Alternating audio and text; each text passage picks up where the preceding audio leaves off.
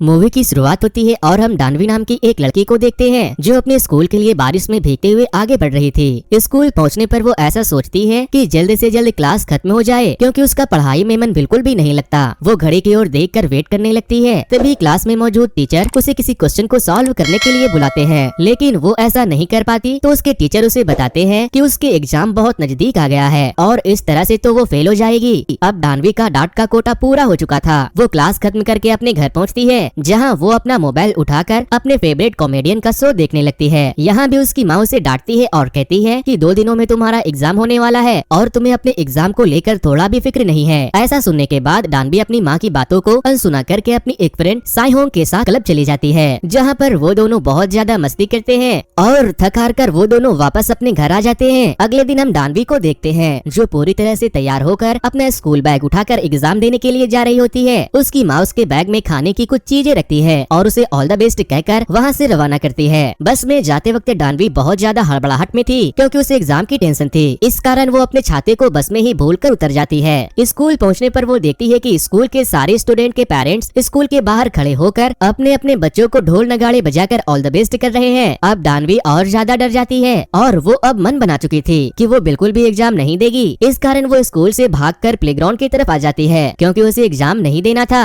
बारिश होने के कारण सारा प्लेग्राउंड पूरी तरह से पानी से भर चुका था। इसी दौरान दानवी उसी ग्राउंड में एक गड्ढे को देखती है जिसमें बहुत सारा पानी भरा हुआ था। वो उस गड्ढे के पास आकर खड़ी हो जाती है और ऊपर वाले से प्रे करने लगती है कि वो किसी भी तरह इस बोरिंग लाइफ से आजादी दिलवा दे। इसके बाद हमें 1500 ईस्वी में लाया जाता है जहां हम जोसन किंगडम के पैलेस को देखते हैं, जहां पर बहुत सारे लोग मौजूद हैं जो बारिश कराने के लिए किसी रिचुअल को परफॉर्म कर रहे होते हैं और पास में ही उन्होंने एक बहुत बड़ा घड़ा रखा हुआ है जिसके अंदर पानी आने का वेट वो सारे लोग कर रहे हैं। यहाँ पर हम जोसन किंगडम के किंग को भी देख पाते हैं जो उस रिचुअल को सभी लोगों के साथ मिलकर कर रहे होते हैं ताकि उस किंगडम में बारिश हो सके। इसके बाद हम दानवी को देखते हैं जो प्रेजेंट टाइम में अभी भी उसी गड्ढे के पास खड़ी हुई है और थोड़ी देर सोचने के बाद वो उस गड्ढे में छलांग मार देती है। तभी वहाँ पर दानवी उसी घड़े में से ऊपर आती है जिसे देखकर वहाँ मौजूद सारे लोग हैरान हो जाते हैं और दानवी को भी कुछ समझ नहीं आता कि आखिर वो कहाँ है और उसे लगता है कि शायद यहाँ पर किसी फिल्म की शूटिंग चल रही है और वो सभी लोगों से पूछती है कि आखिर यहाँ क्या चल रहा है। उसे देखकर किंग उससे एक सवाल करता है कि आखिर वो कौन है। दानवी बताती है कि वो तो एक स्टूडेंट है जो अपना एग्जाम छोड़कर भाग रही थी, लेकिन किंग और उसके साथियों को लगता है कि शायद दानवी कोई बहरूपिया है जो उन लोगों को नुकसान पहुँचाने के लिए आई है। इस कारण वहाँ मौजूद सारे लोग उस पर तलवार को पॉइंट कर देते हैं जिसके बाद दानवी घबराकर सहम जाती है। वहीं हम उस प्रीस्ट को देखते हैं जो वहाँ मौजूद सारे लोगों को बारिश होने के लिए इस रिचुअल को करा रहे थे। वो बताता है कि ये देवदूत द्वारा भेजी गई एक वरदान है और इसी के कारण हमारे किंगडम में बारिश होगी है और दानवी भी उस प्रीस्ट की बातों में हाँ भर लेती है। उससे बचने के लिए कोई और चारा नजर नहीं आ रहा था, इस कारण वो ऐसा कह देती है। अब वहाँ मौजूद सारे लोगों को यकीन हो चुका था कि दानवी सचमुच में कोई देवदूत है जो बारिश कराने के लिए यहाँ आई हुई है। इस कारण वहाँ मौजूद सारे लोग उसको प्रणाम करने के लिए नीचे झुक जाते हैं और किंग जिसे दानवी पर बिल्कुल भी यकीन नहीं था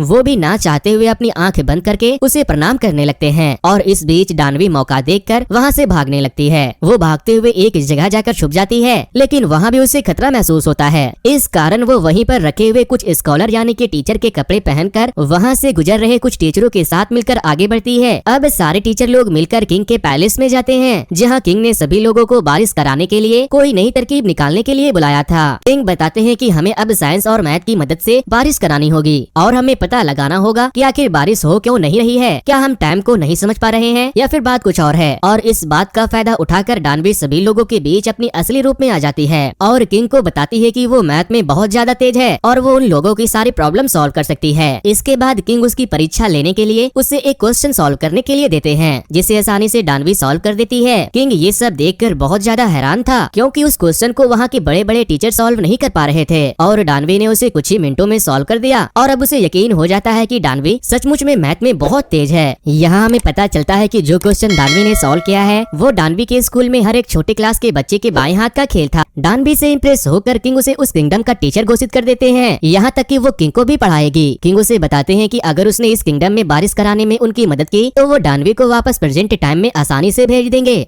अब डानवी को भी उसी पैलेस के पास में ही एक रहने के लिए घर दिया जाता है और उसकी देखभाल के लिए एक बॉडीगार्ड को भी तैनात किया जाता है। डानवी को किंगडम में मौजूद सारे टीचर की ही तरह तैयार किया जाता है ताकि वो किंग को आसानी से पढ़ा सके। अब वो दिन आ गया था जब डानवी किंग को पढ़ाना स्टार्ट करती है। पहले दिन डानवी किंग को टेबल याद करवाती है और टेबल याद करवाते समय वो अपने आप को प्राउड फील करवाती है और उसे लगता है कि उससे बड़ा टीचर कोई हो ही नहीं सकता, क्योंकि किंग उसके सामने बेवकूफ था जिससे 2 का टेबल भी नहीं आता था। वो आसानी से किंग को पढ़ाने लगती है।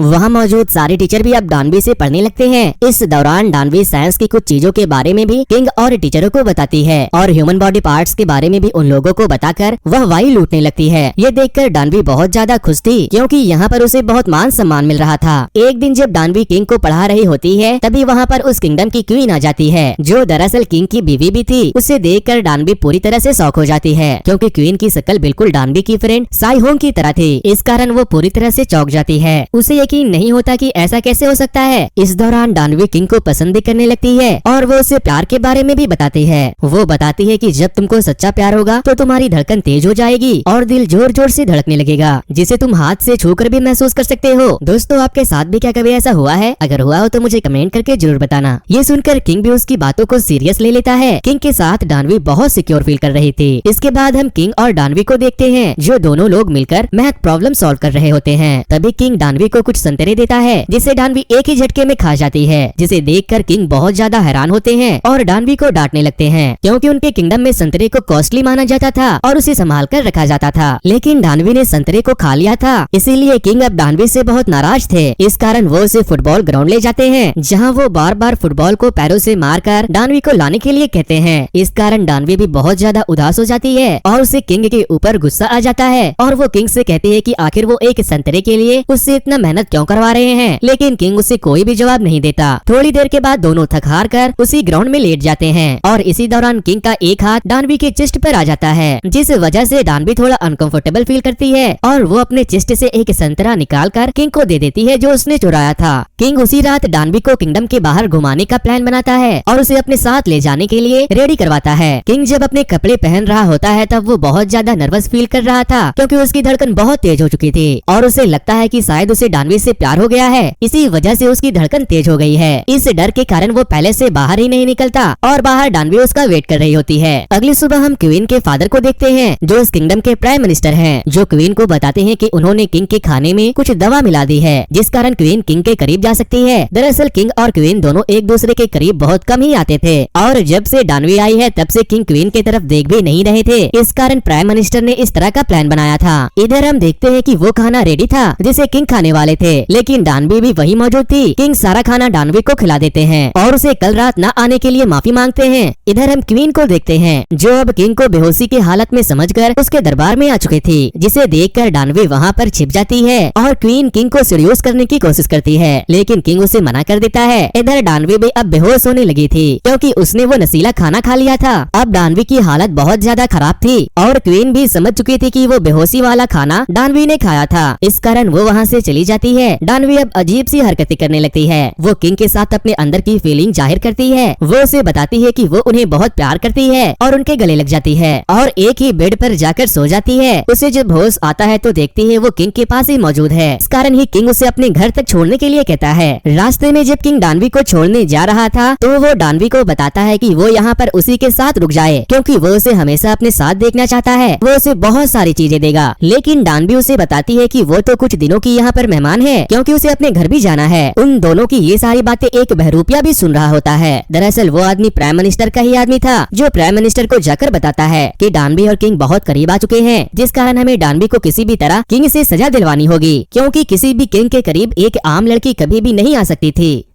अगली सुबह होने पर कुछ सैनिक प्राइम मिनिस्टर के कहने पर डानवी को गिरफ्तार करके किंग के सामने लाते हैं। वहाँ पर प्राइम मिनिस्टर भी मौजूद होता है जो किंग को बताते हैं कि डानवी ने उन लोगों का एक इक्विपमेंट चुराया है जिससे हम लोग बारिश को नापा करते थे और वो किसी गमले की तरह नजर आ रहा था। दरअसल प्राइम मिनिस्टर किसी भी तरह डानवी को किंग से दूर करना चाहते थे, इस कारण वो उस पर इस तरह के इल्जाम लगा रहे थे। वो बताते हैं कि डानवी को इस किंगडम से वापस भेजना होगा, नहीं तो ये हमारे लोगों के लिए खतरा साबित हो सकती है। और प्राइम मिनिस्टर बताता है कि किंग भी अब इस लड़की से दूर रहे। इस पर किंग सभी लोगों को बताते हैं कि डानवी बहुत इंटेलिजेंट लड़की है, जिस कारण वो उसके साथ रहा करते हैं ताकि वो उसे अच्छी अच्छी चीजें सीख सके और अपने किंगडम वालों का भला कर सके। किंग की बातें सुनकर प्राइम मिनिस्टर बताते हैं कि अगर डानवी इतनी ही ज्यादा इंटेलिजेंट है तो उसे एक टेस्ट देना होगा और हमारे लिए एक वाटर क्लॉक बनानी होगी, क्योंकि हम लोगों को नहीं पता कि आखिर टाइम कैसे दिखा जाता है। इस कारण वहाँ मौजूद सारे लोग भी इस चीज को लेकर बहुत ज्यादा सीरियस हो जाते हैं। किंग भी अब उन सारे लोगों की बात मान लेता है और वो कहता है कि जब तक डानवी उस वाटर क्लॉक को नहीं बना लेती तब तक वो पैलेस के अंदर नहीं आ सकती। इधर डानवी बहुत दुखी थी क्योंकि वो किंग से नहीं मिल पा रही थी। वो पार्क से पूछती है कि क्या वो उसकी किसी तरह से मदद कर सकता है जिससे वो उन लोगों को खुश कर सके और वाटर क्लॉक बना ले। वो अपने बॉडीगार्ड पार्क से मदद लेने की कोशिश करती है, लेकिन पार्क उसे बताता है कि जब तक वो किंग का ऑर्डर मान रहा था तब तक वो डानवी का गुलाम था, पर अब वो उसकी कोई मदद नहीं कर सकता। लेकिन डानवी किसी तरह उसे कन्विंस कर लेती है। अब डानवी अपने उस काम को करने के लिए पूरी मेहनत कर रही थी और पार्क भी उसका साथ निभा रहा था और बहुत दिनों के मेहनत के बल पर वो उस वाटर क्लॉक को बना लेती है। और हम देखते हैं कि किंगडम में अब बारिश भी शुरू हो चुकी है। किंग भीगते हुए बारिश में भागते हुए डानवी के पास आता है क्योंकि उसने बहुत दिनों से डानवी को नहीं देखा था और उन्होंने एक वादा भी किया था कि जब बारिश होने लगेगी तब डानवी भी चली जाएगी। और किंग को लगता है कि शायद डानवी भी जाने वाली है। किंग भागते हुए डानवी के पास आते हैं और उसे गले लगा लेते हैं और उसे बताते हैं कि वो उसे कितना प्यार करते हैं। डानवी भी सारी बातें सुनकर इमोशनल हो जाती है। वो बताती है कि उन्होंने वाटर क्लॉक बना ली है। वो रोने लगती है और इसके बाद डानवी अपनी दुनिया में जाने के लिए तैयार थी और वहीं पास में ही पानी से भरे हुए एक गड्ढे में जाने लगती है, लेकिन किंग उसका हाथ पकड़कर वहीं रोक लेता है और गले लगा लेता है और इसी के साथ बारिश भी खत्म हो जाती है और डानवी भी अब वहाँ से नहीं जाने वाली। तभी वहाँ पर प्राइम मिनिस्टर का एक आदमी आ जाता है। किंग को डर था कि प्राइम मिनिस्टर के लोग डानवी का कत्ल कर सकते हैं, इस कारण वो डानवी को वहाँ से भगा कर ले जाते हैं और अपने बॉडीगार्ड पार्क के साथ डानवी को वहाँ से किसी सेफ जगह ले जाने के लिए भेज देते हैं। इधर हमें पता चलता है कि बॉडीगार्ड पार्क भी प्राइम मिनिस्टर से मिला हुआ है और वो किसी भी वक्त डानवी को खत्म कर सकता है, लेकिन पार्क ऐसा नहीं करता। वो डानवी को बिल्कुल खरोच भी नहीं आने देता। प्राइम मिनिस्टर के लोग वहाँ पहुँच चुके थे। पार्क डानवी को एक घोड़े पर सवार करके वहाँ से भगा देता है और वो बहुत सारे लोगों से मुकाबला करता है। इधर क्वीन को भी सारी बातें पता चल चुकी थी और वो डानवी को बचाने के लिए जंगल की तरफ भागने लगती है क्योंकि उसे पता चल चुका था कि किंग भी डानवी से प्यार करते हैं। क्वीन भी अब जंगल में पहुँच चुकी थी, जो पार्क के पास आकर उससे पूछती है कि किंग और डानवी के बीच की सारी बातें उसने उससे छुपा कर क्यों रखी, लेकिन पार्क उसका कोई जवाब नहीं देता और क्वीन को लेकर वहाँ से चला जाता है। इधर डानवी जंगल से बहुत दूर आ चुके थे और किंग भी वहाँ पहुँच चुके थे। इसके बाद वो दोनों अकेले बैठकर कुछ बातें करने लगते हैं, जहाँ डानवी उसे बताती है कि वो कोई मैथमेटिशियन नहीं है, बल्कि उसे तो मैथ से बहुत ज्यादा घबराहट होती है। उसकी बातें सुनकर किंग भी बहुत ज्यादा खुश हो जाता है और उसे लगने लगता है कि डानवी बहुत ज्यादा इनोसेंट है। इसके बाद डानवी किंग को आई लव यू कह देती है और किंग भी अब डानवी से प्यार करने लगा था। इस कारण वो एक दूसरे को किस करने लगते हैं। अगली सुबह होने पर किंग डानवी को लेकर पैलेस पहुँचते हैं, जहाँ वो सभी लोगों को बताते हैं कि डानवी ने वाटर क्लॉक बना ली है, जिस वजह से उसकी पनिशमेंट भी खारिज कर दी गई है। सारे लोग परेशान थे क्योंकि वो लोग डानवी को किंग के पास बिल्कुल नहीं देखना चाहते थे।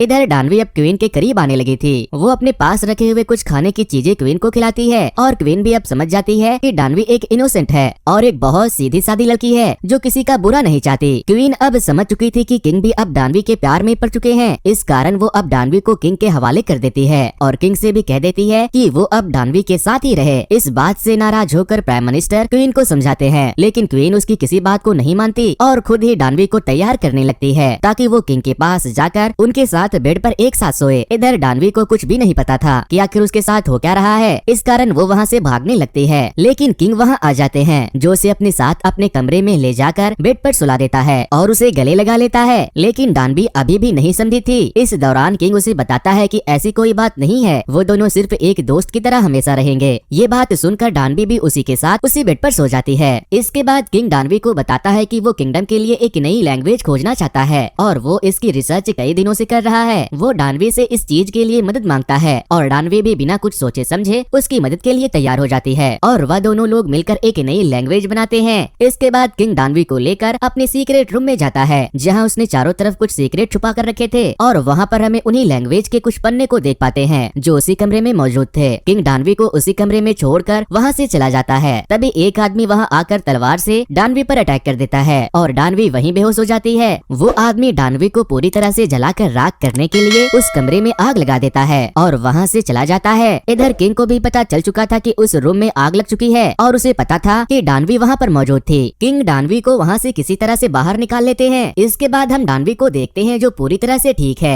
दरअसल वो तलवार उसके पीठ पर टंगे हुए बैग पर लगी थी जिसमें मैथ के कुछ बुक थे। किंग अगली सुबह होने पर सभी मुजरिमों को सजा देने लगते हैं जो प्राइम मिनिस्टर के ही लोग थे जिन्होंने डानवी को खत्म करने का प्लान बनाया था। किंग उन सभी लोगों को सजा दे देते हैं और अब उस किंगडम में सारी चीजें बिल्कुल ठीक थी। वहाँ पर बारिश भी हो चुकी थी और वाटर क्लॉक भी बन चुका था और किंगडम के लिए एक नई लैंग्वेज भी बन चुकी थी। इस कारण डानवी सारे काम निपटा चुकी थी। अब वो अपने घर जाना चाहती थी क्योंकि उसे उसकी माँ की बहुत याद आ रही थी और अपने दोस्तों की भी। वो तय करती है कि अब उसे अपनी असली जिंदगी में चले जाना चाहिए। वो किंग को सारी बातें बताती है। किंग उसे रोकने की बहुत कोशिश करता है लेकिन वो ऐसा नहीं कर पाते। कहीं न कहीं डानवी भी यहाँ रुकना तो चाहती थी लेकिन वो अपनी माँ को मिस कर रही थी। और थोड़ी ही देर बाद डानवी अपने पास रखे हुए कुछ पेपर किंग को देती है जिनमें जल चुके उन लैंग्वेज के ही पन्ने थे जो उसने पहले से लिख लिया था। इसके बाद किंग उसे लेकर दूसरी जगह पर जाता है जहाँ पर एक बहुत बड़ा ब्रिज था। वहाँ डानवी किंग को एक किस करती है और अपने प्रेजेंट टाइम में पहुँच जाती है। और ये समय वही था जब डानवी उस प्लेग्राउंड में बैठी थी और वो पेपर देने नहीं जाना चाहती थी लेकिन वो अब ऐसा नहीं करती। इस बार वो पेपर देती है और वापस अपने घर आ जाती है लेकिन वो उस एग्जाम में फेल हो चुकी थी। इस कारण उसे स्कूल छोड़ना पड़ता है और कुछ दिनों बाद वो एक स्टोर में काम करने लगती है। स्टोर में एक टीवी शो से उसे एक म्यूजिक सिंगर के बारे में पता चलता है जिसकी शक्ल बॉडीगार्ड पार्क के जैसी ही थी।